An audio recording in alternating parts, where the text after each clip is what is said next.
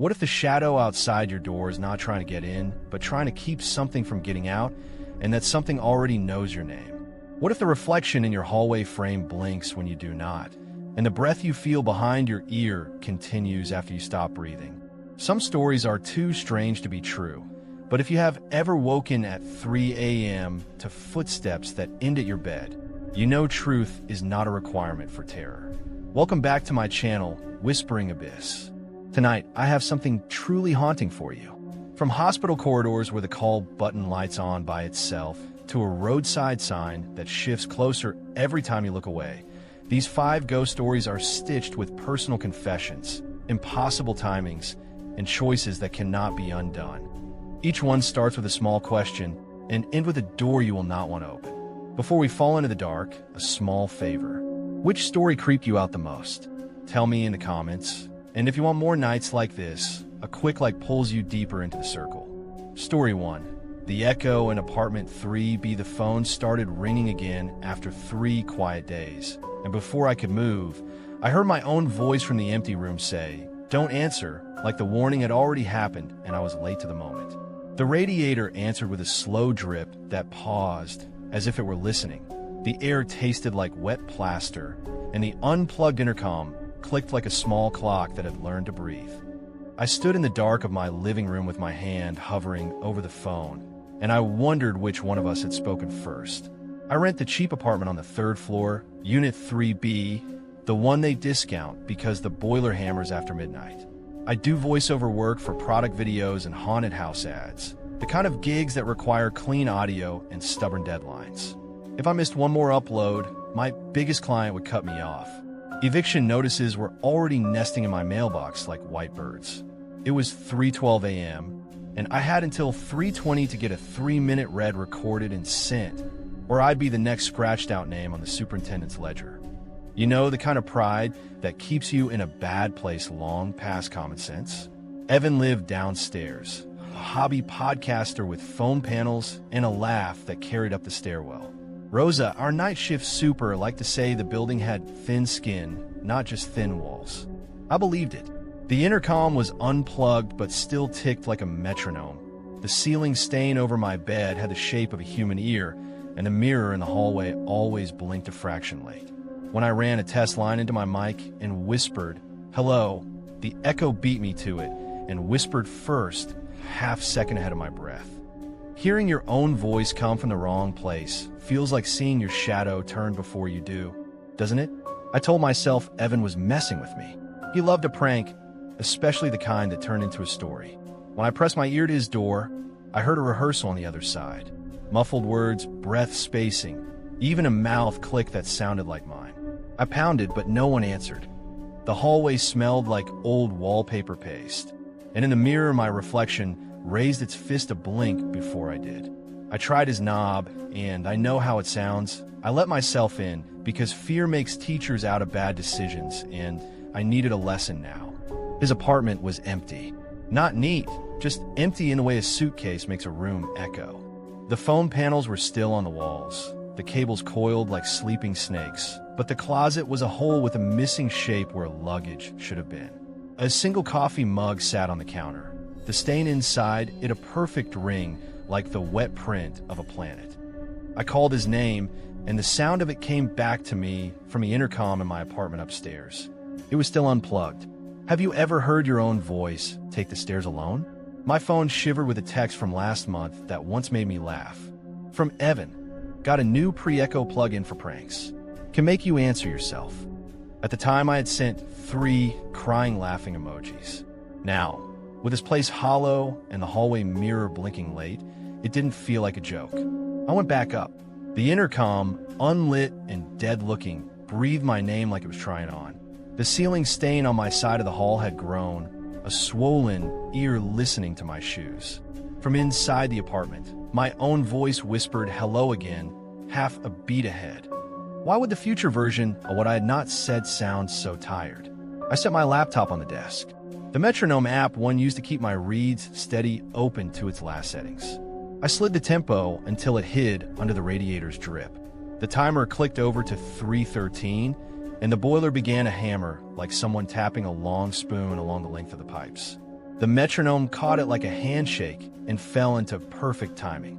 The smell of wet plaster thickened by the hall, and the air felt cooler, as if the room itself were holding its breath. I leaned into the mic and inhaled. In the headphones, I heard the sound of my breath come early, almost like someone had cued it for me. I reached for the keyboard to arm the track. In the hallway mirror, a me that lagged a blink lifted his hand a moment before I chose to move. It felt like every decision lived a step ahead, just out of reach, already rehearsed. My phone buzzed with the upload portal waking up on its own. A banner lit for a new comment on a video that hadn't been recorded yet. The subject line read, "Love the eerie room, tone this time." I stared at the screen and wondered if the internet could smell wet plaster through glass. Rosa knocked with a rapid, worried rhythm. She carried a folder the color of tea-stained bones. Inside was the rent ledger, a list of the names for 3 be scratched over each other, always with the same odd notation in her crabbed handwriting. Left on the 13th, early morning. She tapped it with one finger and said, "Always the same date. Always the same time." I started to tell her about Evan, about the prank plug-in, but her voice doubled for a moment. A second Rosa, metallic and thinner, spoke the same word from the wall behind her, a quarter second ahead. The intercom was unplugged and still repeating the word, and my scalp prickled like the hair on my head was listening too closely. A new notification slid across my laptop. Recording started, but I had not touched the button. The waveforms stood up on the screen like a crooked fence, my voice already shaping the first word I had not yet said. Rosa stepped back into the hall and crossed herself. I told her not to go far, and she said she would get the building keys. I heard them jangle away down the stairwell. The hallway mirror showed her moving before she moved, like it had been cued to let her go. Why would anything want to help an exit happen early? At 3:13, the lights flickered, then everything went black except for the laptop, pale as a face. The meter in the corner read 6% battery, and I felt each percent like a falling floorboard. My phone dropped to a single bar of service and hung there like a cliff edge. The boiler hammered, and the metronome matched it, 2 clocks arguing about which one ruled the room. I could leave right then and carry the laptop to the laundromat down the block, where the outlets never sleep, or I could trust that I could beat time and finish the upload before the battery quit. Is it courage to stay when the door is open, or only a more articulate fear? The red herring assembled itself because I wanted it to. Evan had the panels, the cables, the text about a plug-in that anticipates speech. He had the kind of humor that would stretch to a little cruelty if he thought the story would be good. I even found a photo in our text of him sitting at his desk with a grin, holding up a portable recorder like a prize fish. Rosa, meanwhile, whispered that the boiler system used to be the call bell in an old hotel. Before this was an apartment. Each room had a wall-mounted speaking tube to ask for towels or hot water. She said the pipes were the building's bones, and bones remember what they carry. Then my phone buzzed with a new image. Evan, in front of a roadside diner, somewhere snowy, holding up a newspaper for the date. He was out of town, a long drive from our building. The intercom on my wall repeated the notification sound before my phone made it. What has to be true for a wire to beat a signal to your ear? The radiator drip, the boiler, the metronome, the slow tick of the intercom, they all seemed to fold into one rhythm. And then my voice arrived from inside that rhythm and said my name in a tone I recognized far too well. It was the tone I only use in emergencies, the one that starts at the spine and travels up the throat like a cold. If you have ever heard yourself under stress, you know the exact weight of it. The voice inside the wall said, "I can make this quiet. I can move the file. Say the phrase I show you, and you'll make it in time." I stared at the hallway mirror. My reflection raised a hand to its mouth and shaped words I had not thought yet. I wish I could tell you I left. I wish the next line was about choosing hunger and pride and empty inboxes, but the truth is more ordinary. I needed the job. The words on the mirror were clear, for syllables in a sequence that felt like holding a key cut to my breath. I said them. The room took a long inward breath with me.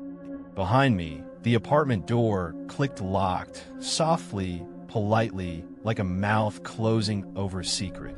The hallway on the other side of the peephole elongated the way a dream hallway does when you're trying to run. Have you ever known the exact moment you chose a trap and stepped into it anyway?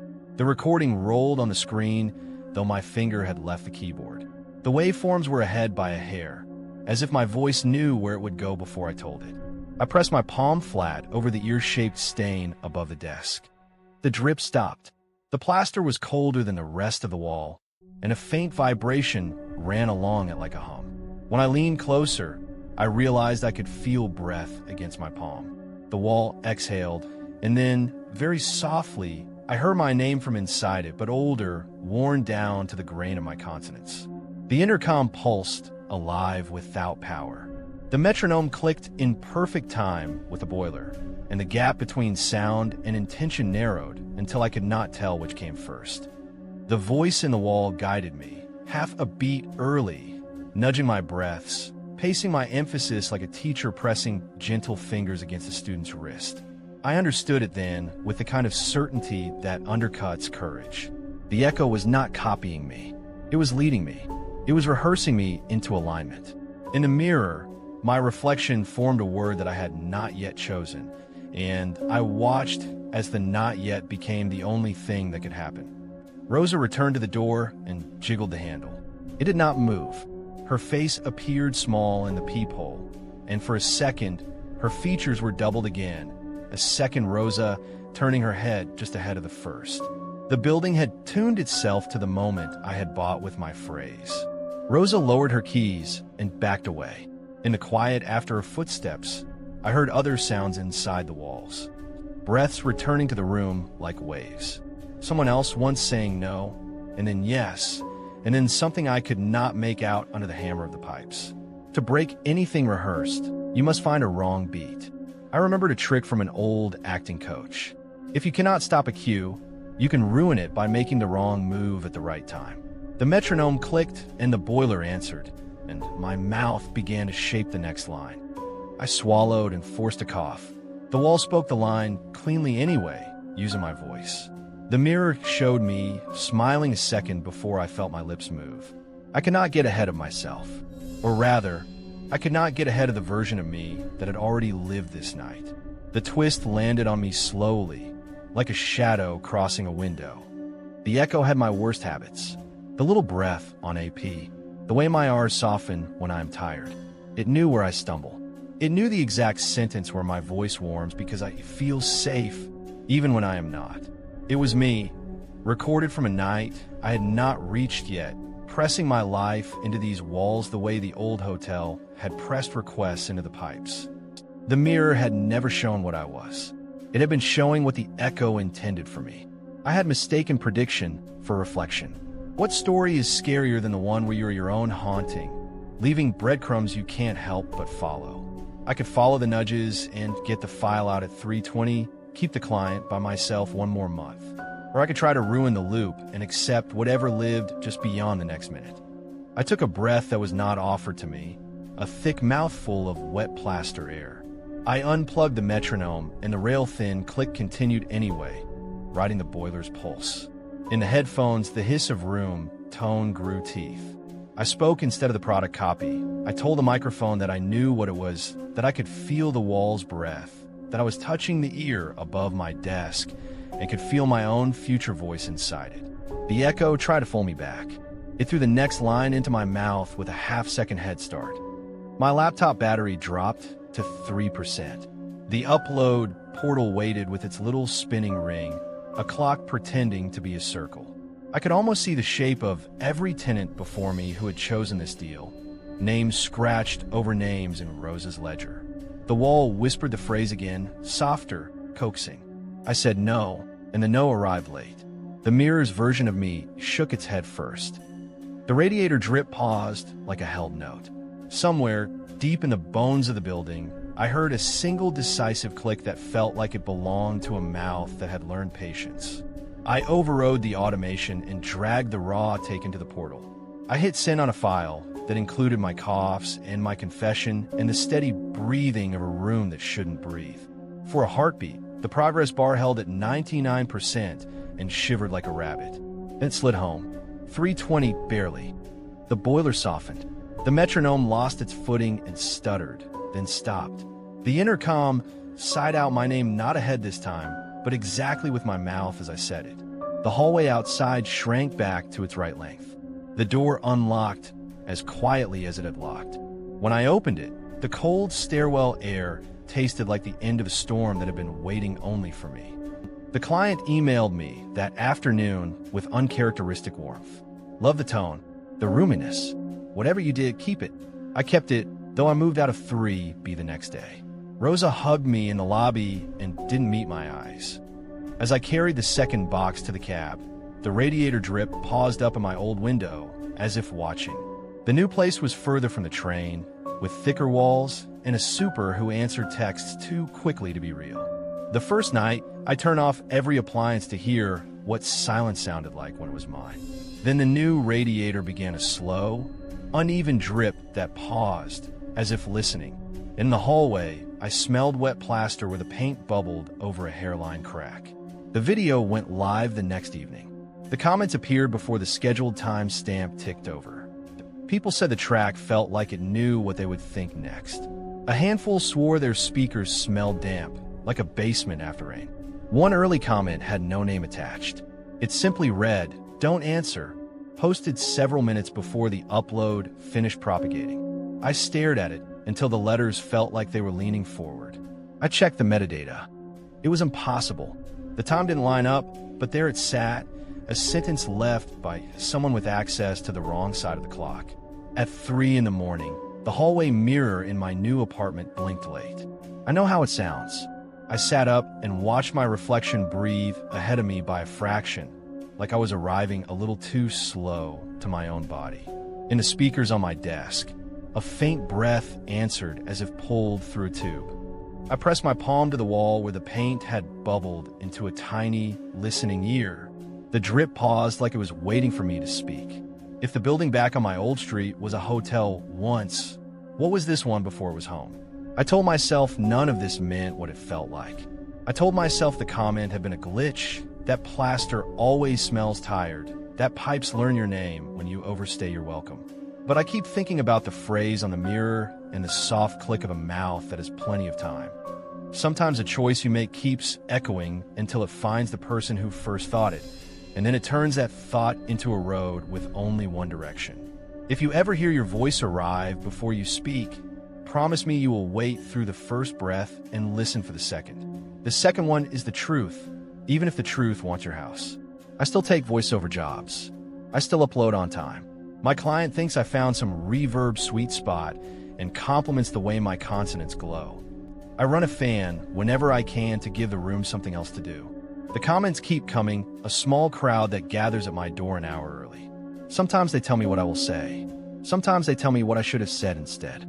Last night, one of them was me, an account with my name, but no photo, telling me not to answer the phone. The phone rang. I did not answer. The radiator drip paused for a long time, then started again right on the beat. If you have ever had a building learn you, you know the way it begins to anticipate more than your footsteps.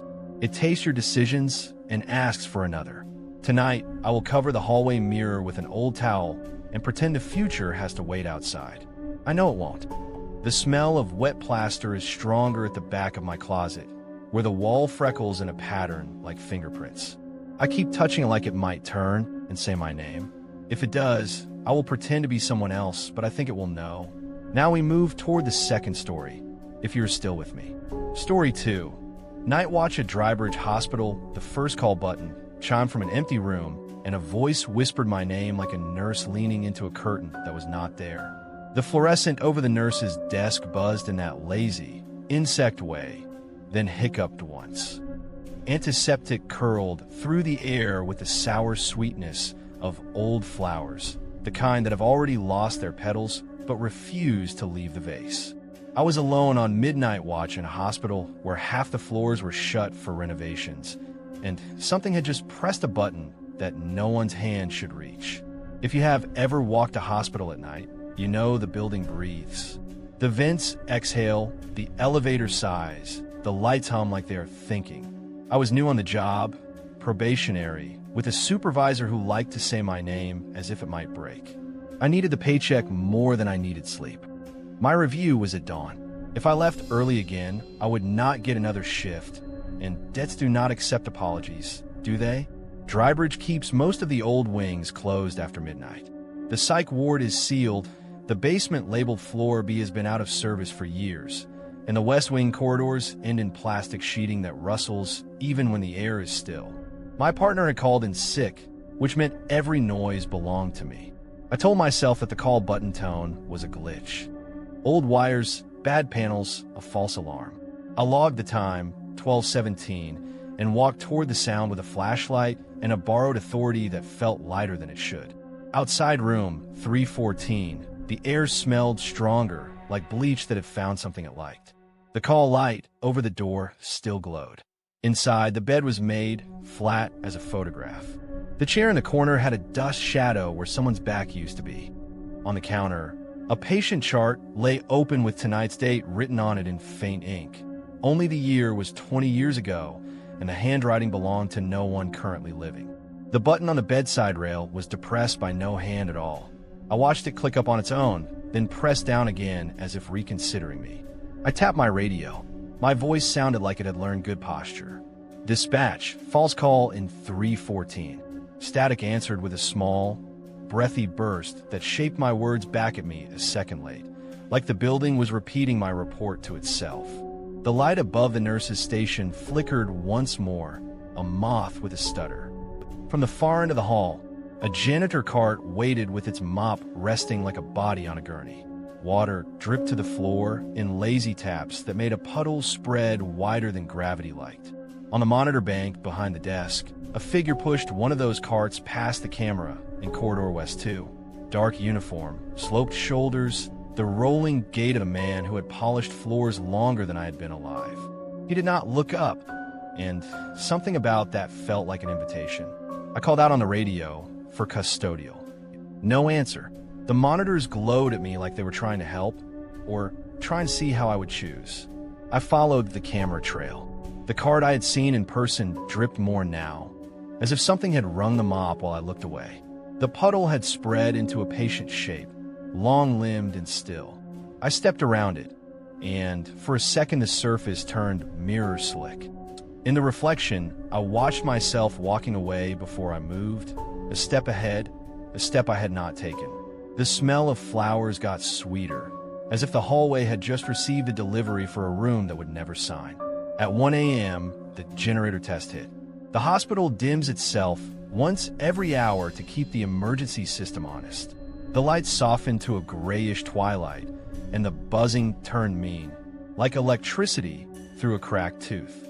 The call buttons in the closed rooms lit one by one down the corridor, a little constellation leading me forward. I told myself a prank fit better than a haunting. Hospitals collect pranksters the way they collect lost socks. I thought of the janitor with the sloped shoulders and felt relief attach itself to that story. The chart on the counter where I first stopped crackled when I turned the page. Paper that dry should not speak, but it did. The next sheet had my last name on it, faint and wrong, as if someone had written it in pencil and then tried to erase me. Under admission reason, someone had written night watch. Under disposition, there was only a time, 5:59, with no AM or PM, and the year matched the one that had no right to match anything. A draft tickled the page like a mouth trying to blow out a candle. The radio crackled again. My voice came back from 2 minutes ago. Dispatch, false call in 3:14, as if I were a loop the radio could wear. I replied on instinct. Copy. The copy came back before I said it. The buzzing light at the nurse's desk faltered, then held. I kept walking because movement felt like armor and standing still felt like remembering your name under an open sky. On the cameras, the janitor turned the corner toward the sealed psych wing. His cart left no shine streak on the floor, only a drag mark where the mop had scraped, wet and tired. I cut across the central hall and reached the double doors that should have been locked with key chains. The padlock was there, mouth closed, tongue in, shining, and the chain was looped exactly once too few. The lock hung fastened through air. I pressed my thumb into the steel and felt nothing. The doors were actually closed, but the idea of them was open. If that sounds wrong, it is only because you have not stood in a doorway that exists by promise. Inside the ward, the smell changed. Less chemical, more flowers that had forgotten what they were for. Someone had left a vase on the nurse's desk. The water was the color of weak tea, and petals drifted like drowned tongues. I called out. My voice did not carry as far as the shadows. The buzzing light overhead performed a tired dance, bright, then dim, then steady, as if regaining confidence. Down the hall, a call button tone chimed from room P2, a clear, obedient sound that hospitals use so the dying do not feel alone. I stopped at the cardigan. The puddle was larger now, and so clear I could see the ceiling in it. The reflection showed me standing with my flashlight pointed at the floor, but I had not lifted my hand yet. The water rippled once like someone had dragged 2 fingers through. There were no footprints leaving the puddle. There were no footprints leading to it. You cannot chase a man who does not make a mark. At 2 a.m., the generator test dimmed the building again. My radio let out a long, thin hiss, and the word hello arrived from someone who knew my voice and had borrowed it. I felt the headset press warm against my ear. I took it off and still heard the voice, which told me the headset was not the ear that mattered. I raised the flashlight, and its beam shuddered like it was nervous. The elevator at the end of the corridor chimed for a floor that had no right to ring. The display read B. The basement doors wore hazard tape like a smile. We sealed the basement 5 years ago after a flood knocked out half the electrical. That is what my supervisor told me. That is what the sign said. Tonight, the elevator was convinced that we had changed our minds. I watched the doors kiss open to blackness that reflected nothing back. Cold air came up smelling like metal, flowers, and that wet cardboard scent of long storage. The buzzing light above my head gave one polite hiccup. I stepped close enough to see that there were lights down there after all, tiny ones, low to the ground, called buttons in a line that had no bed to attend. On the monitor bank back at the desk I used as a home base, the janitor paused outside the elevator and looked straight into the camera for the first time. His eyes were black, not because they were empty, but because the recording had paled everything else. I saw the badge on his shirt, a plastic rectangle with a first name and a last initial. I wrote it down and pulled up the staff directory on the ancient terminal. The roster opened to a memorial notice. The janitor with that name had died 5 years ago. The picture showed the same slope of the shoulders, the same cart, the same mop, the same corridor. So who was I following, and who had the keys? I told myself someone was using his badge to spook the new guy. The thought fit into my head like a cardboard box fits a nervous cat.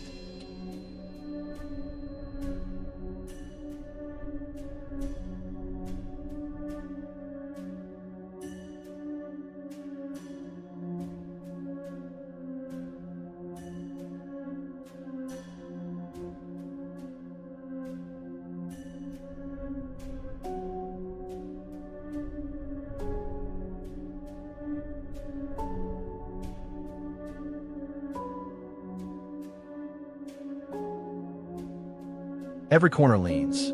The buzzing above the desk tried to commit to brightness, failed, then tried again like a patient standing after a long bed. I checked the exit doors by reflex. The keypad blinked red. My code should have been green. The hospital was a living thing, and I was inside it like a swallowed pill waiting to dissolve. I had a choice that felt small until I held it. Protocol said log the false calls, wait them out, and avoid sealed areas. Instincts said answer the one from the psych wing, the button that kept pressing as if it had learned my name. Ignoring it felt like leaving a hand raised in the back of a quiet classroom. Answering it felt like walking into a story that had already decided the pacing. Issues. If you have ever had to please a building to keep a job, you know how your feet will move before your mouth agrees. The ward door closed soft behind me and clicked like a tongue making a decision. The buzzing light above the station did not flicker this time. It died. The darkness arrived with the efficient manners of a nurse who does not knock. My radio coughed once and expired. The elevator at the end of the corridor announced its arrival with a cheerful bell. The display still said B. Somewhere below, a corridor that should not exist waited with its little stars of light. I looked back at the nurse's desk. The chart that had my last name in faint graphite now had it in ink. Someone had traced me harder. Under disposition, the time 5:59 had gained small a.m. The minute hand on the wall clock had become conspicuous, racing but not quickly enough to spare me the arithmetic. The smell of flowers was sweetest now, thick enough to taste. The call button tone chimed again, then again, as if the rooms were brightening themselves by the only means left. I stepped into the elevator because the corridor would not let me step anywhere else. The doors closed with me inside and opened without moving. That is how it felt. I did not sense dissent. I sensed permission. The light spilled low and thin along a hallway of doors that had no numbers. Each door had a call button on the outside where a visitor might press for admittance, and every single one glowed. I lifted my flashlight and saw myself at the far end of the hall. He was holding a light the same way, same shoulders, same cheap jacket, and he raised his hand a fraction before I did. He turned his head in my direction with the startled patience of a man trying to remember a dream. When he mouthed my name, the speakers that were not there spoke it for him. Behind the doors, something shuffled with the careful rhythm of a ritual. From each door, a narrow window revealed only the shine of the call button on the other side.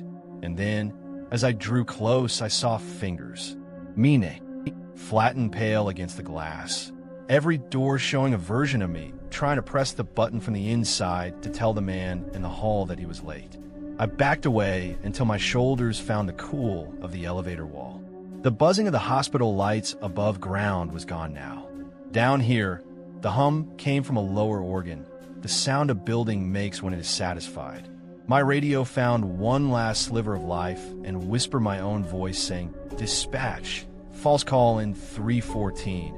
And then a second later, the same sentence but tired. I understood then the pattern that had carried me like a conveyor. The call buttons were not cries for help. They were beacons to gather the versions of me who had answered. They pressed themselves whenever I arrived, so I could help make the numbers right. I did not want to be a number. I wanted the morning. I wanted to keep my job and my debts and my average, unrecorded life.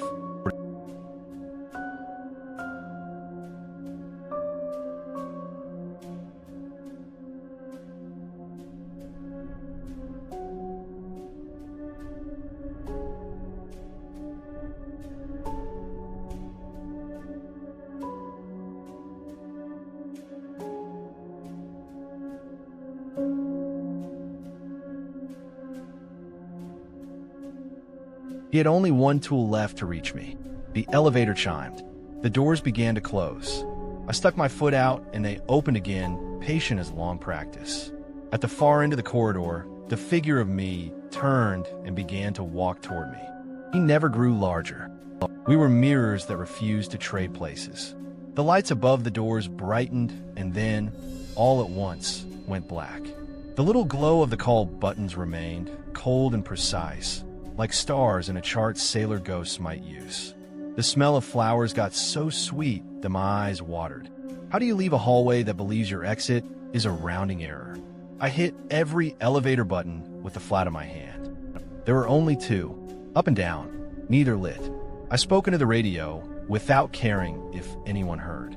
"I am at B," I said, and that single letter tasted like a basement where the water still chooses its path. My voice came back at once from the tiny speaker. "I am at B." Then again from the corridor itself. Then, softly, behind the doors, half a second ahead. I was surrounded by versions of my own report. I had become a hospital with too many mouths. I stepped backward into the elevator and closed my eyes because sometimes a box is a better sky. The doors slid shut and the car shook like a hell breath. When they opened, I was at the nurse's station again, the vase of tea water and drowned petals waiting with unimpressed grace. The buzzing light blinked to life, bright, calm, as if nothing had been lost. The wall clock read 5:58, and the second hand could not make up its mind. I set my flashlight down on the desk like a surrender a nurse might accept and walked to the double doors. My code worked now. The exit hissed me into the cold pre-dawn air. I stepped outside into a sky so clean it felt edited. Birds began. Cars turned over. The hospital behind me hummed like a refrigerator in a room no one enters for years. My phone buzzed in my pocket. A message from my supervisor reading, "Good work. You answered the only call that mattered at 3:13. A timestamp from 3 years ago sat under the text like a bruise.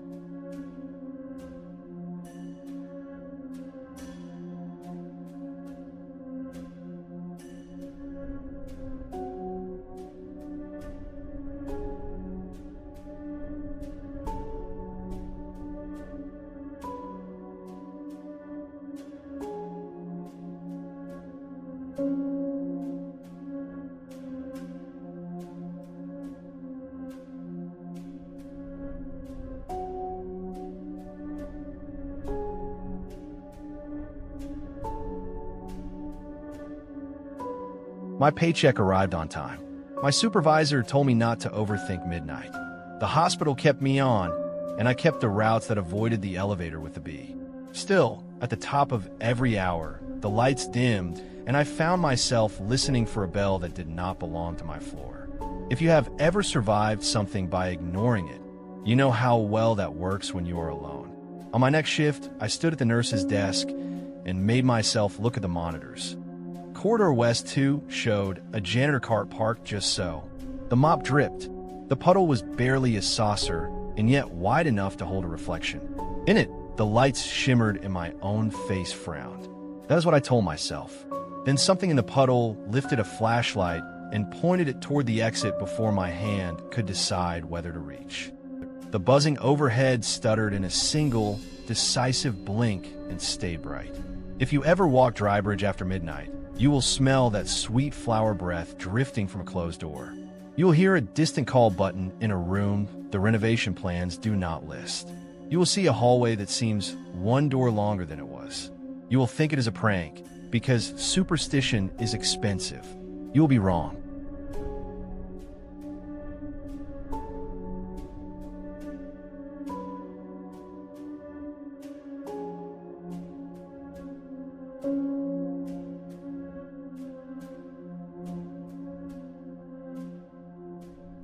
He is younger than me by enough years to be brave. When the generator test dimmed the lights, he grinned and said the hospital was testing us. I told him to keep his radio on and treat call buttons like they belonged to the living until proven otherwise. Then we rounded the corner, and there it was, the same card I hate. Mop bowed like a prayer. A puddle gathered at its base, and the reflection showed someone walking a step ahead.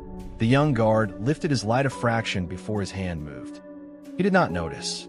It is hard to notice a clock if you were born inside it. Now we move toward the third story if you're still with me. Story 3. The mirror that answers first. The first time the mirror smiled before I did, I thought it was the light. A thin grin spread on the glass, my mouth still flat, my cheeks slow to catch up. The hallway was cold enough to smoke your breath, but a soft fog curled over the mirror's surface like a sigh from the other side. The copper smell found me first, metallic and sweet, like pennies washed in warm water, and the hush of static in the walls rose just enough to make the house feel like it was listening. I was packing the last of our childhood home so the demolition crew could come in the morning. My sister made me swear I would finish by midnight and drop the key through the slot. She never trusted me with deadlines. If I missed this, it would not just be a house we lost. It would be the last thread between us, and family threads do not grow back, do they? The long hallway mirror had been there as long as I could remember, a tall oval framed and would scar by years of keys and angry knuckles. We used to play in front of it, practicing speeches and apologies. Tonight, it reflected boxes, dust halos, and me in an old hoodie that smelled like basements. I told myself to ignore it and finish the attic before time made my excuses for me. But the mirror kept fogging in a room so cold my breath came out clean. Hello traced itself on the glass, faint and neat.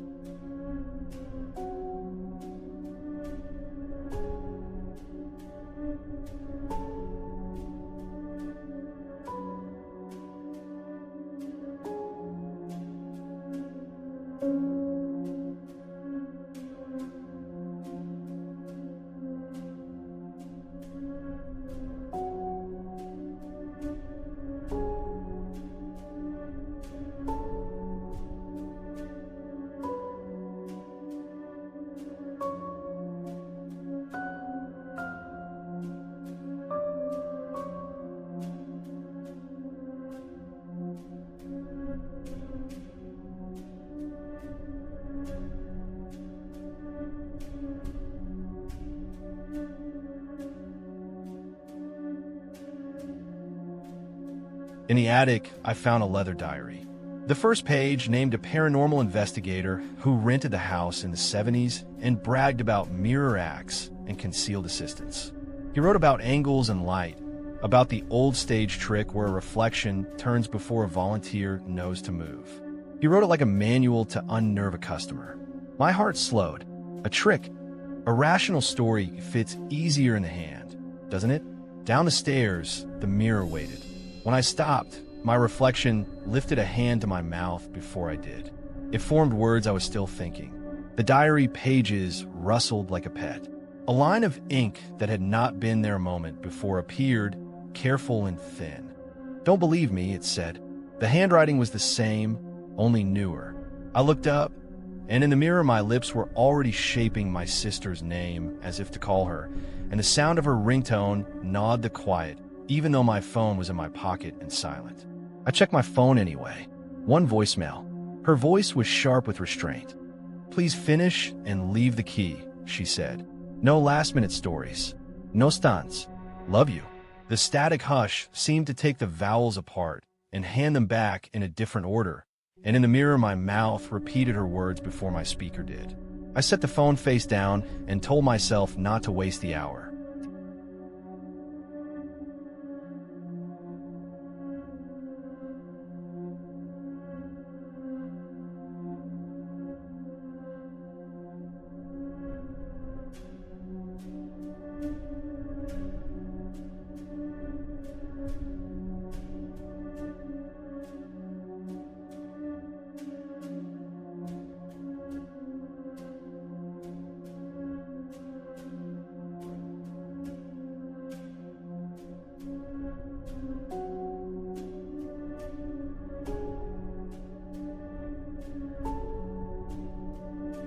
Every time they dimmed, the static hush brightened. A line formed in the fog before I could frame my next thought. "You'll be late," it said. The reflection nodded. I shook my head, and the reflection steadied, lips calm. It tapped the glass with a nail I had not trimmed yet.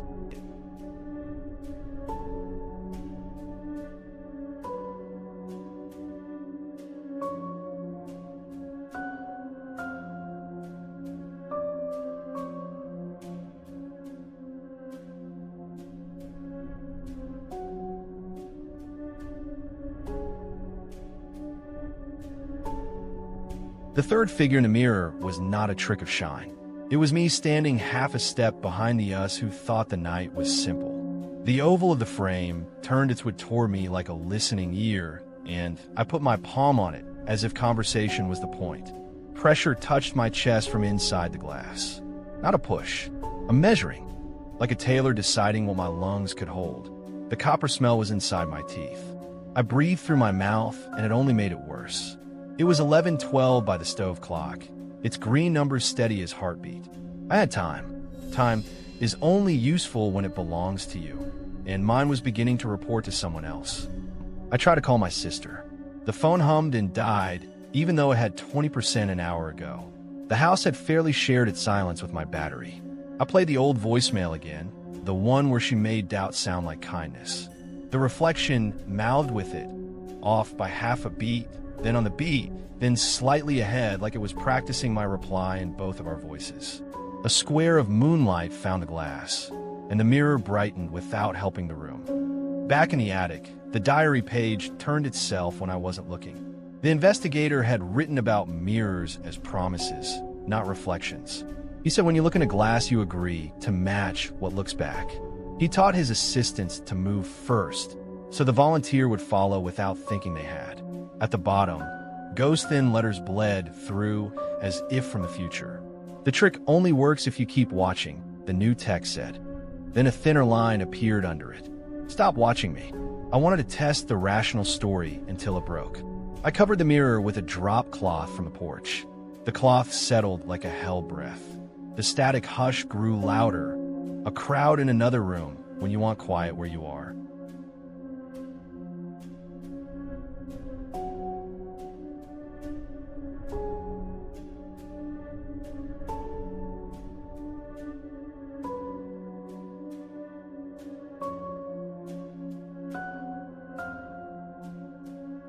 Then she said my childhood nickname in a way she had not used since we were 8.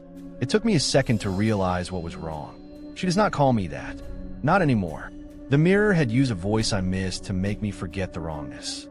The diary page on my knee added another line while I watched. She's not speaking. I found myself glancing at the covered oval anyway. A soft rattle of glass answered, eager as a dog under a blanket. It knew my habits, and those are the hardest to guard. I dragged the cloth-covered mirror an inch from the wall to break eye level. The frame protested with a wood-on-wood groan like a throat clearing. I could leave it here and lock the door and let the demolition crew find it cold in the morning. Or I could wheel it to the curb tonight and let the glass meet the dark before the dark chose us. Either way, I had to decide, and decisions made in front of that much reflection feel like confession spoken into a very old mic. I chose to cover, not shatter. I told myself I was preserving evidence, preserving history, preserving anything I could spell that kept me from breaking my grandmother's furniture. The second the cloth settled, something on the other side settled too, like a foot finding the bottom of a pool. The static surged into a steady tone. The entire house gently exhaled. Then the mirror moved under the cloth just an inch, then 2, and the door to the hall slammed shut without wind. An immediate answer to my choice, efficient and sure. My name came through the fabric, first in my sister's voice, then in mine. It used a voice I use when I'm trying to be brave for someone else. The covered glass bulged outward, the shape of a hand pushing for a handshake. The air temperature rose by a single degree, not heat, just attention. The family photo on the floor slid toward the mirror as if drawn by a slant I could not feel. The third figure in the photo, the me in the frame, seemed a little closer to the two of us on the stairs. I know how that sounds. I watched and wished for a new kind of math. I tried to desync it. In theater, if a cue keeps pulling you, you can cut across it with the wrong beat. I turned my back to the mirror and walked toward the kitchen in a pace that did not match the rhythm of my breath. I counted 1, 3, 2 for under my tongue. Floorboards creaked late. The covered glass scuffed along behind me, bumping the baseboard as if politely asking to pass. The copper smell swelled and receded like the tide in a room that had forgotten the ocean. It spoke through the cloth, not words, but the shape of the voice you expect to hear when your sister calls in tears. It said stay without syllables. The diary in my hand lettered itself one more time. It is not opposite. It is ahead. The line cut clean down the page like a final diagnosis. I looked into the blank window over the sink and saw, not my face, but me stepping through the front door with the key in my hand and the clock reading 12:07, as if I had already left and time was bored with watching me arrive at an old result. The mirror was not reflecting me. It was rehearsing me. It wanted me to step into the script it had prepared, a small thing I could recognize as my choice. I put my palm against the cloth and felt another palm meet it. The size was perfect. The pressure was careful. I pulled my hand away and it stayed there for a second too long, as if the other me had not gotten the note. You have to understand, I was so close to believing it was protecting me from my sister, from the demolition, from another failure. Close enough that I nearly listened. I chose again. I dragged the covered mirror to the porch, the wood frame squealing a complaint. The night air was sharp and clean and had no patience for copper. The porch boards flexed like an animal testing a new rider. It was 11:58. I had 2 minutes to drop the key through the slot and walk away with my promise kept. The cloth rippled. The pressure of another palm pressed through, then a shoulder, then the suggestion of a head against the fabric, and the mirror tilted itself toward the steps like a person choosing a path. I told it no. The word came out soft. It answered with my voice, saying yes, a half-second early. I lifted the hammer I had brought down from the attic and felt my hand tremble in the old memory of how it feels to break a rule. You should know, I did think about the family story. The frame belonged to our grandmother. You do not shatter the last thing she touched, but you also do not help a voice you do not trust move in. I hit the covered glass across its big breath and heard a sound like a crowded room inhaling. The cloth fell in a soft heap. The mirror did not break. It rippled once in a wave that ran from top to bottom, and for a second the glass turned dark like a lake at night. Under the surface, a face smiled before I could decide to. Mine. An entire me, practiced and patient, with bruised knuckles and a tiny cut on the chin I had not earned yet. He lifted a key in his hand and slid it through a slot in a door I could not see. Midnight rang somewhere without a bell. I did the one thing I had not yet done. I stopped watching. I turned my back to the mirror and stared at the black yard, where the weeds had learned to stand like a crowd. I closed my eyes and told myself the exact order of boxes I would carry and the exact way I would leave the key. Behind me, the static hush roared, then paused, and the copper taste drained out of my mouth like floodwater finding its level. When I opened the door and stepped inside, the mirror stayed on the porch, not because it wanted to, but because I had not written the next move for it to steal. I worked fast. I packed the last box without looking at any reflective surface. I switched off lights by touch. When I dropped the key through the slot, the mirror's face flashed in the side panel of the door, smiling just ahead, still trying to charm me into the old route. I did not smile back. I walked to my car and did not check the rear view until the street turned and the house fell behind a row of sleepy trees. If you have ever ignored something that specializes in your attention, you know the ache that follows. It feels like undefended skin. Morning came bright and busy.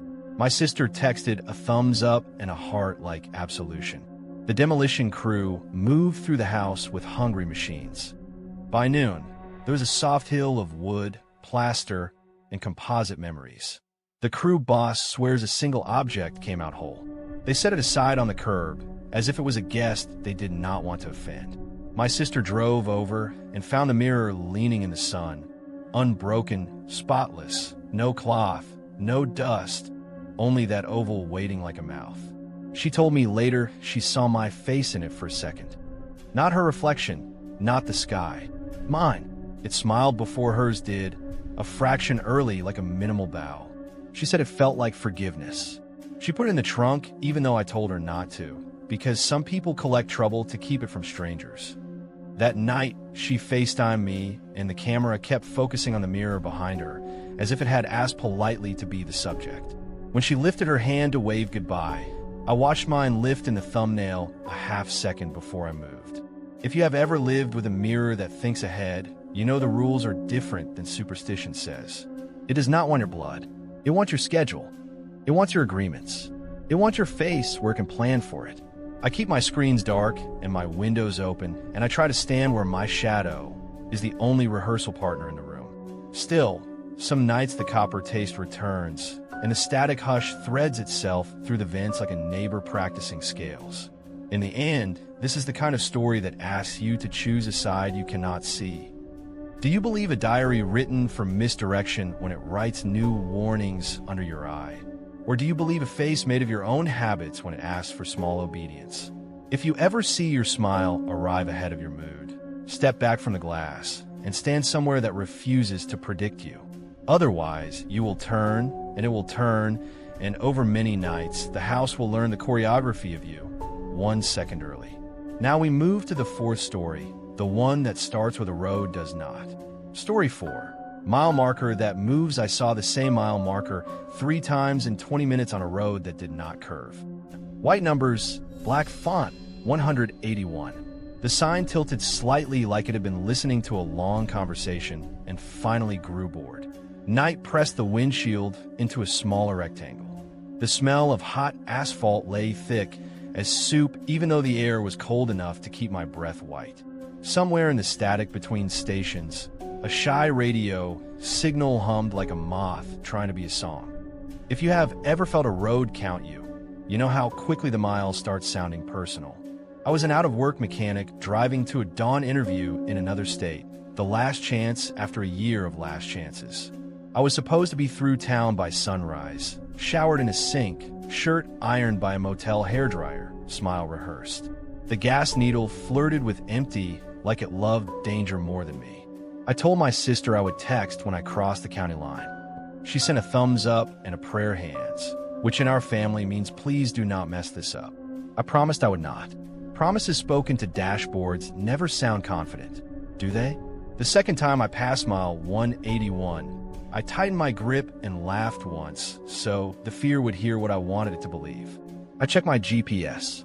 The little triangle drifted forward as if the map had never heard of circles. The road in front of me was a straight gray ribbon laid on a darker gray. The only curve was the Earth's. I turned the radio dial and found only a thin hum that dipped louder when I neared the marker. My tires hummed too, the way tires do when the road has a story under it. I told myself the first rule of middle-of-the-night driving. Do not invent reasons to stop. Eyes up, shoulders back, mouth shut. But there was a folded map in the glove box, grimy with glove boxes of other cars.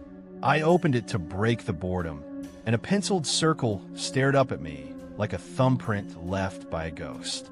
Mile 181, written in my own blocky caps, like I had circled it years ago and then hidden the evidence for myself.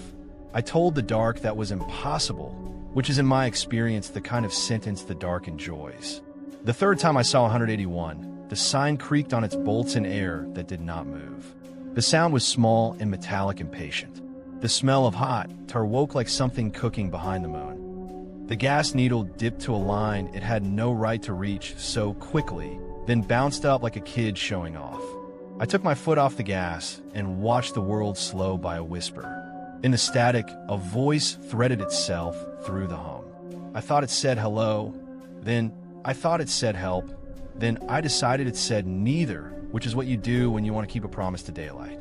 I hit the hazard lights and coasted to the shoulder. The marker stood one car length ahead, its white face clean even in the grime of February. I stepped out into a cold that made my teeth consider quitting. No other cars, no farmhouse lights, no plane that wanted our sky. Only the hum and the metal and the smell like summer blacktop poured fresh at midnight. My door thunked shut and the sound fell straight down. Have you ever heard quiet so thorough you can feel how far your mistakes can travel? Back inside, the cabin smelled like coffee cups that had told their stories twice. I put the car in drive and rolled. Headlights caught the edge of the sign and made it shine like a tooth. For a second, the marker seemed turned a fraction toward me. Not facing traffic, facing me, a polite host ready to discuss routes. The radio hum gathered its courage and braided itself into words, and I heard my own voice, thin and far, saying, "You will miss it again." I snapped the dial to off and the sentence finished anyway, which is a trick radios perform when the night is helping. When the 481 slipped by, the fuel gauge reset upward by a hair, as if I had secretly bought hope and spilled it into the tank. The gas smell did not change. The asphalt smell grew sweeter, which is a sentence that should not be true. I checked the GPS again, and the coordinates blinked twice like a blink belongs to numbers. The timestamp under them said 3:13 a.m., and then 3:13 a.m. again, refusing to admit time had taken even a single step. I pressed the home button, and the screen went black and showed my reflection, looking older than a road, should be allowed to make a man. If you have ever had to pick between running dry in the middle of nowhere and stopping where the night points, you know how choice shrinks. I told myself this was a detour loop, a GPS reroute because of construction ahead. I pictured orange barrels and a bored worker playing God with a hand lamp. I pictured a convenience store that never closed. I pictured the interview waiting with hot coffee and a second chance hanging from a lanyard. Then I pictured my sister's face if I called to say I had messed up the last one too, and the picture upset me enough to keep going. On the fifth pass, the marker's shadow on the gravel was wrong. It stretched backward across my lane and off into the desert like a black road built on a road. The shadow shivered without wind. When my headlights crossed it, I saw a darker shape inside it, tall and human, leaning against the sign in a posture I recognized because my back knew it. The smell of hot asphalt punched once, a reminder and a dare. The radio, without permission, cleared its throat and the hum split into my own voice again, older by a year, saying, "Turn now. Turn now. Turn now." I drove past, and my hands felt like I had disobeyed a polite elder. The glove box door fell open on its own. The map slid to my knee as if the car had been waiting for the right moment to show me what I already owned. The pencil circle around 181 looked smudged by weather. The note next to it, tiny, almost ashamed, said gas resets. Count the resets. The handwriting was mine in the way a bad day is yours even if you deny it. I laughed once, softer than fear, and tucked the map under my thigh like I was hiding a letter in class. My phone battery jumped from 38 to 17 to 0 like a daredevil going step, leap. The screen died without ceremony. No service meant no maps and no mercy. I could keep going until the gauge betrayed me honest, or I could stop before the interview and give the night the conversation it clearly wanted. I waited for a truck to show up so I could wave like a fool. I told myself if no one came by the next 181, I would pull over and ask the sign what it needed. The road obliged at once, which is how you know it was listening. The sixth time, I braked hard enough to wake my seatbelt. Gravel skipped out from under my tires with the weird, skittering music it plays when it enjoys your decision. I put on the hazards again because human habits are small prayers and I still wanted the world to say amen. The marker creaked, a friendly door in a house that remembers you. The air was pure cold except where the sign stood, where the heat of August asphalt seemed to pool. The closer I stepped, the more the radio hummed from the car, louder, then softer, then clear enough to deliver me to myself. I reached out and touched the post. The metal thrummed like a tuning fork, long and low, a note I felt in my jaw. The hum from the radio tuned to it, then settled a breath ahead, and out of that careful marriage of sounds came my voice, full and close. Please, it said. Please, not this way again.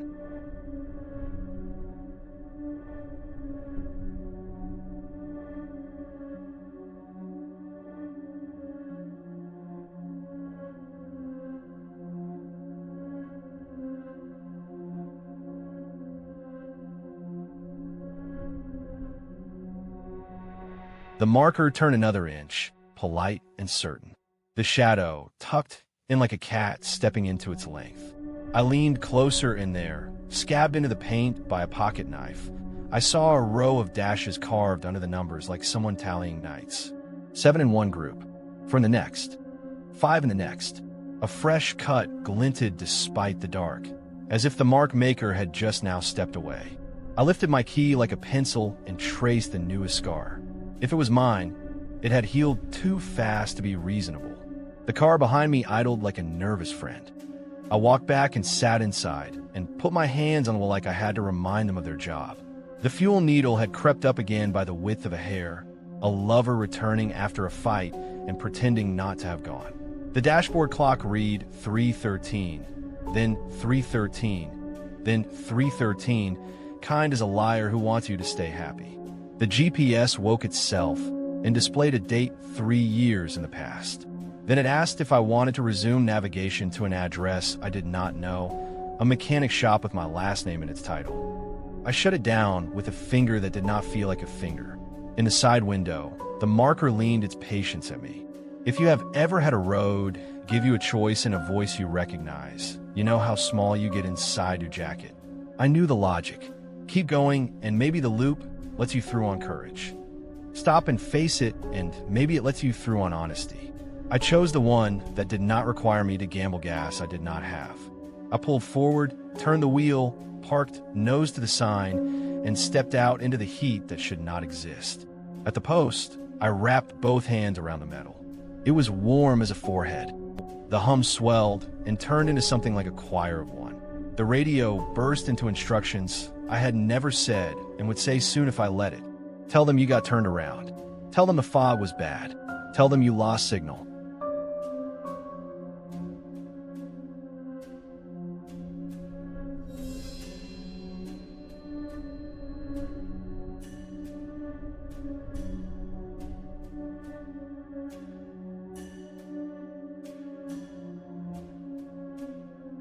In a new angle, I saw that the dashes were not dashes. They were crosses, tiny and uneven, carved with a key by a hand that liked to press hard. The smell of asphalt became so thick I had to cough, and when I did, the cough bounced back from the radio at the same instant like the present had learned to repeat. The night held its breath like a mother trying not to interrupt a child saying something important. It was not counting distance. It was counting me. How many times I had come this way. How many times I had missed the turn into the life I wanted and let the loop place me back into the long, easy lane of almost. The roadside metal sang it to me in a voice that carried a tired pride. I saw the penciled circle on the map in my own hand, done in a previous pass and tucked away, so I could deliver myself this moment again, a gift wrapped in bad habits.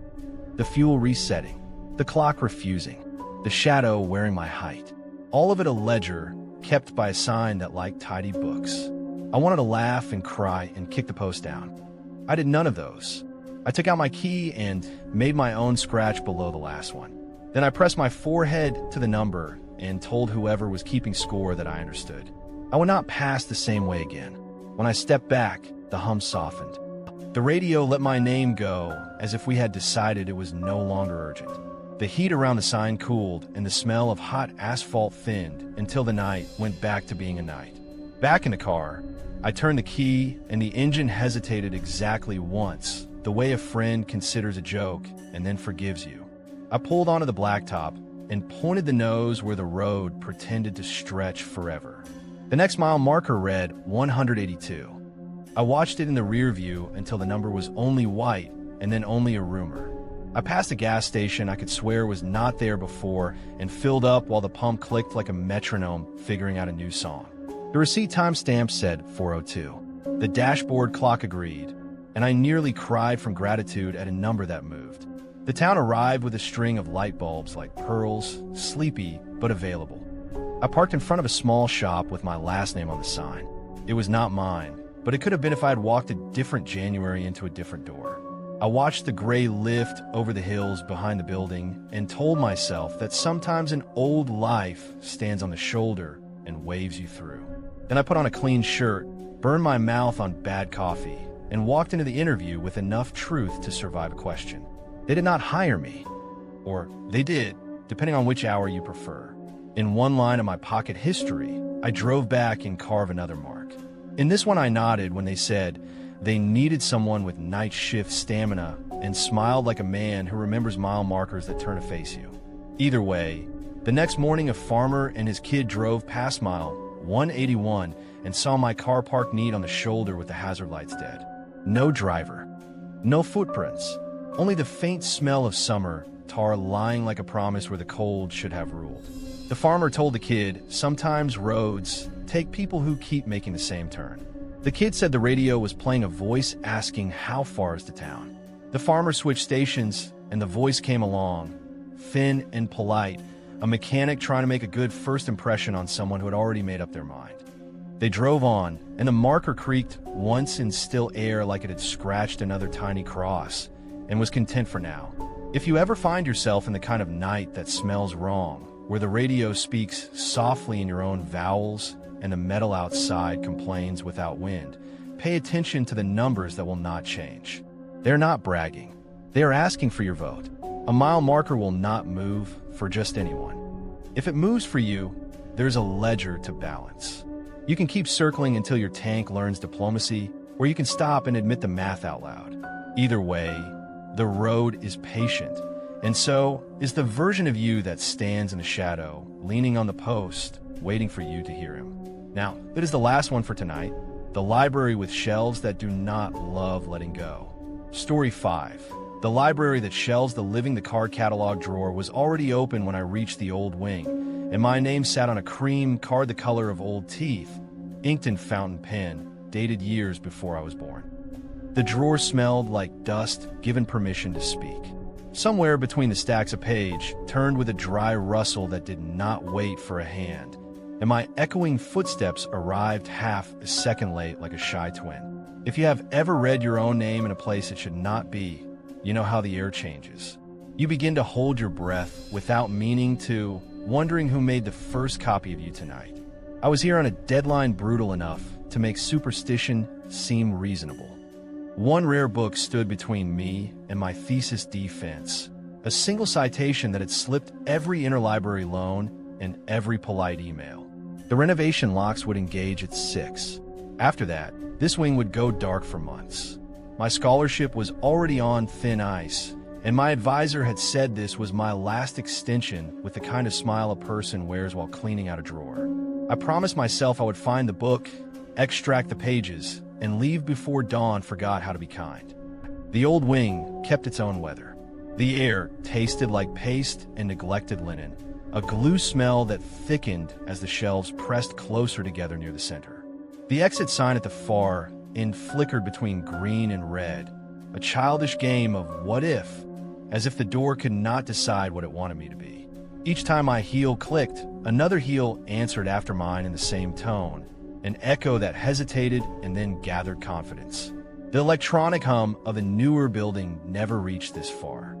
This was a room that remembered candles. I told myself the open drawer meant a night librarian had been careless. The card with my name was probably a prank. Students love to leave riddles wherever dust collects. Still, the date frozen on the card puckered something small in my chest. I closed the drawer, waited a beat, and it eased an inch open again with a professional sigh. A page turned deeper in the stacks, just once then twice closer.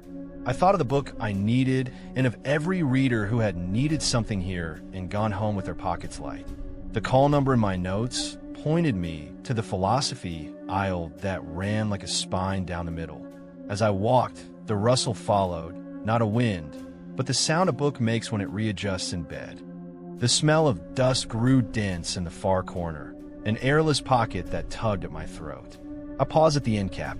A small sign read silence in a hand that made the word look like a threat. I touched a book at random to test the floorboards, and the cover whispered a name that was not the author's. It was mine, spoken like a librarian who already knew my request. I lifted my hand, and the whispering stopped, but the shelves had shifted a hair behind me while I looked. It was something as simple as the line of the floor changing, and yet the aisle narrowed from generous to merely polite. I told myself to stop narrating the building and just find the text. Halfway down the run, a card slid out from between two volumes and caught the light. It was the same cream as the catalog, the same hand. My name again, this time followed by an abbreviation that looked a lot like a call number. The end of the aisle closed with a soft thump of wood meeting wood, and my echo did not return to reassure me. I reached the corner and tried to step back the way I came, but the shelf had kissed across the path, leaving a gap too narrow for a person who likes their ribs. The air on my side was fine, and the air on the other side was less so. A page turned, impatient. I peered through the books and saw nothing but spines, titles gentle and opinionated. Somewhere nearby, the exit sign flashed red long enough to feel like a decision. I told myself the stacks had wheels, and I would find the lever to roll them back. I did not find it. I cut across to the next aisle and listened. For a second, the footstep echo moved ahead of me, not behind, as if someone walked at my speed with a little more time on their hands. I rounded to the row printed in my notes, and there, halfway down at shoulder height, sat the book. Brown cloth, no dust jacket, title stamped without flourish. I reached for it. The book slid an inch to the left, as if the shelf had taken a breath. My fingers brushed the spine, and it shifted one place down very neatly, like a clerk pushing a file away from the wrong hand. I told myself someone had wired the stacks with motion sensors, a good old factory kind of theater for a fundraiser tour. They do that sometimes in the chemistry wing with a fog machine and a ghost story. I found a speaker grill near the floor that looked as if it wanted to be helpful. The idea of a trick fit my heart like an aspirin. A stage show means a human wrote the script, and humans need sleep. I followed the speaker wire until it disappeared into a wall, then down into the basement breaker box, my flashlight carving a taller shadow on the corridor wall. The breakers for the old wing all sat in the off position, and a length of tape across them read, "Do not energize in a hand that did not like debate." I killed the panel to be certain, and the whispering continued without the dignity of electricity. When I climbed back up, the exit sign flickered from green to a red that felt like the library had an opinion.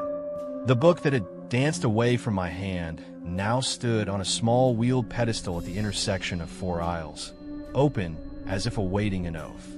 My echo stopped hesitating and walked in step, heel to heel, a partner who had learned the dance.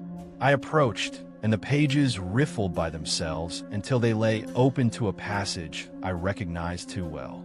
Underlines in graphite, notes in the margin in a blocky hand. My hand, my thesis argument written in a voice that sounded like my truest self, only a little tired.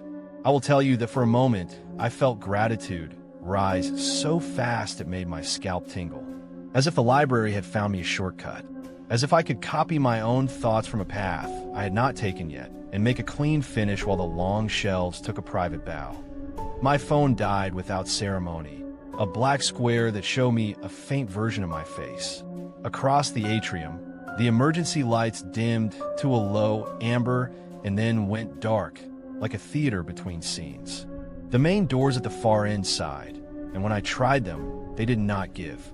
The air cooled and then stilled and then took on that thick quality that rooms get when too many books breathe together. I returned to the small pedestal with the open volume and put my hand on the paper as if it were a patient. The thin edge of a page lifted at the corner like an invitation or a test. I thought about the card catalog drawer and the date before I was born. I thought about the footstep echo that had begun behind me and now walked just ahead, my scout in the dust.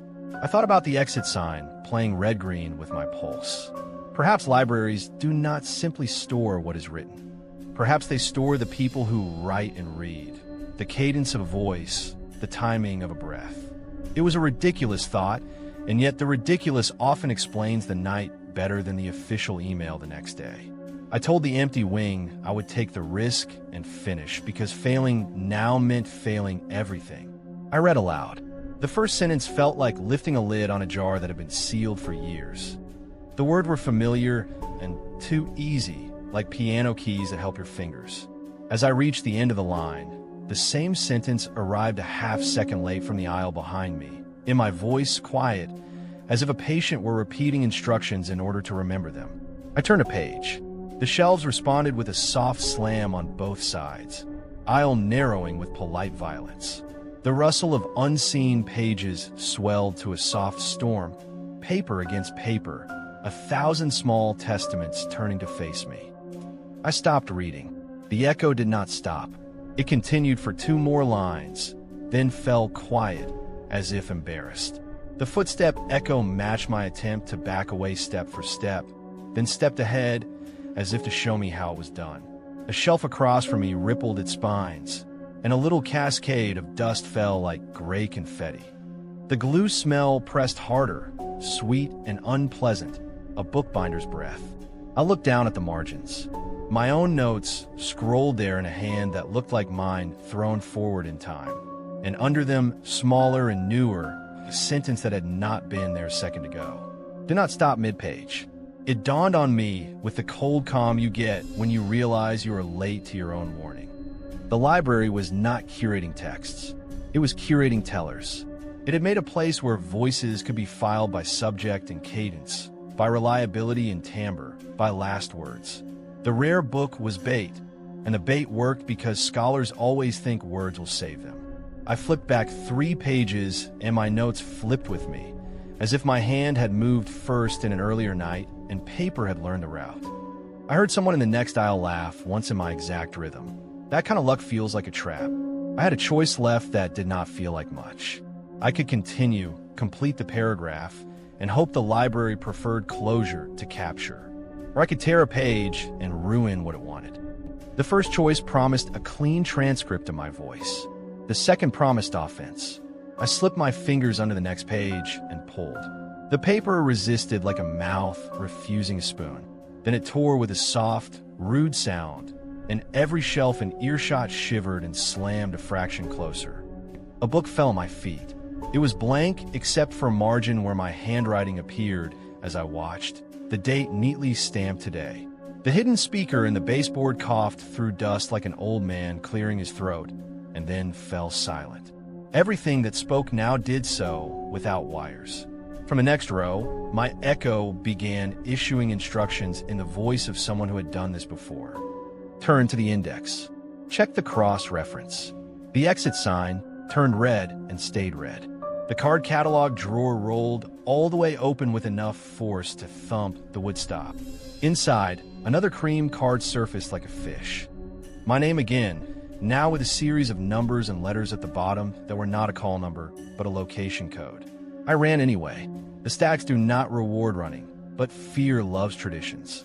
The footstep echo moved ahead of me, shoes landing just where I would, a map of my bad choices thrown in front of me like confetti. Aisle after aisle rearranged itself. The rare book on the small pedestal kept appearing at intersections like a docent who knows how to block escape while pretending to be helpful. With the torn page in my pocket, every turn felt like I was taking somebody else's breath. The dust deepened until my throat forgot how to choose air. At the end of one corridor, a cart waited with a squeaky wheel and a sign that read reshelving. It was a stupid thought, but it was mine, and sometimes that is enough. If you break a system, you have to break the part that believes it knows your place. I snatched the rare book and slid it onto the cart in the wrong section, across disciplines, into a shelf marked with a number that did not suit its subject at all. Then I said my own name out loud with no title, no degree, and I told the air I refused to be filed under anything that had a period. The shelves trembled, then widened a fraction, the way a jaw relaxes when you decide not to bite. The exit sign flickered from red to green to a confused amber that held like a truce.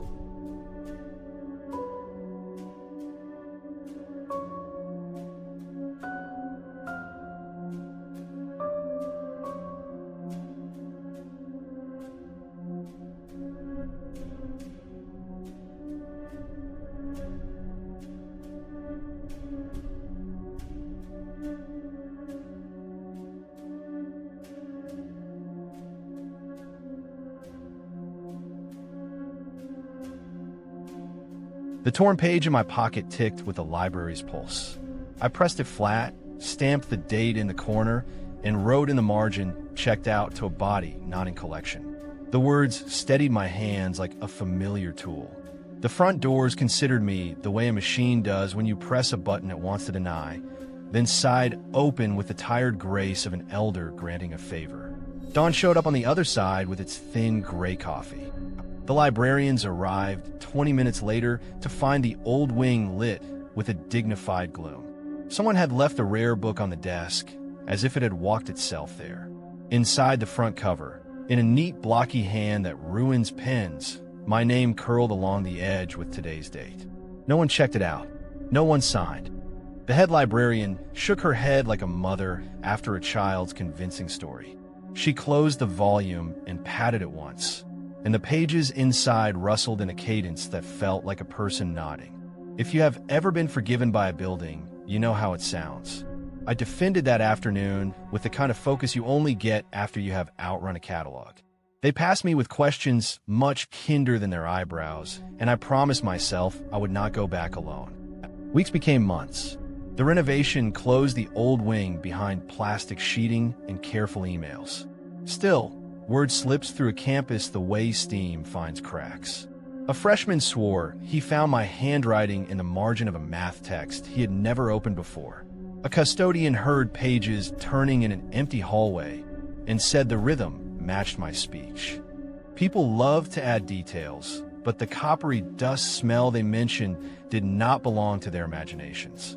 Sometimes I wake at night and hear the soft breath of paper turning at the edge of the room, and the footstep echo arrives after my own as if it followed me home. I keep the torn page under glass on my desk like a foolish talisman. The margin text still writes itself when I am not looking. New lines appear in a hand that is mine and not mine. Take a day off. Call your mother. Do not walk between stacks when the exit sign is red. Advice I would give a student, advice a librarian might give a favorite repeat visitor, advice that should not be in my room while the house sleeps. If you ever feel a library pay more attention to you than to its books, if the exit sign seems to vote against your freedom and your echo begins to walk ahead with your best intentions, be careful what you read aloud.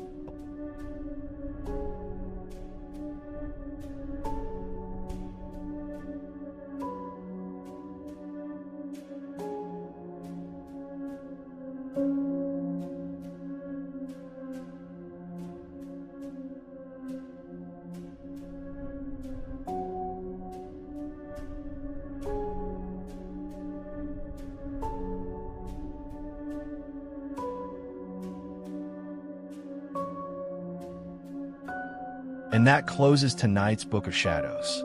5 stories, 5 doors you may wish you hadn't opened. If you made it this far, you're braver than most. But tell me, which story followed you out of the dark? Was it the echo that spoke first, the hospital call button that refused to stay silent, the mirror rehearsing your moves, the mile marker that leaned to count you, or the library that learned your name? Drop your choice in the comments. I'll be reading every one. If you felt a chill, give this video a like to feed the algorithm ghosts, and subscribe if you want more nights like this.